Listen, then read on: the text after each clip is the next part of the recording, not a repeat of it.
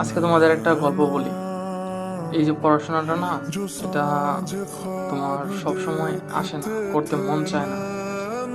একটা পড়াশোনা করতে একটা মুড লাগে, একটা ইচ্ছার প্রয়োজন হয়। এছাড়া সবসময় হয় না বা করতে মন চায় না। তো এই চিন্তাটা বা এই মুডটা তখনই আসবে যখন তোমার ভালো কিছু করতে মন চাইবে, যখন তোমার মাথার ভিতরে একটা স্বপ্ন করবে, যখন তোমার মাথার ভিতরে চিন্তা থাকবে যে না, আমাকে এটা কমপ্লিট করতে হবে, বা ওই চিন্তাটা তোমার ওই পড়াশোনা করতে তোমার ওই সময় মন চাইবে যখন তোমার মাথার ভিতরে যে একটা জিনিসই ঘুরপাক থাকবে যে আমার স্বপ্নটা পূরণ করতে হবে। আর স্বপ্ন পূরণ করতে হলে আমাকে অবশ্যই পড়াশোনা করতে হবে। আর পড়াশোনা হইতেছে তোমার যে রেগুলার যে প্রতিদিনই যে বসে এরকমটা না। সচরাচর পড়াশোনা একটা তোমার আইডিয়া হয় যে আমার বা এই কদিনের ভিতরে আমার এই জিনিসটা কমপ্লিট করতে হবে।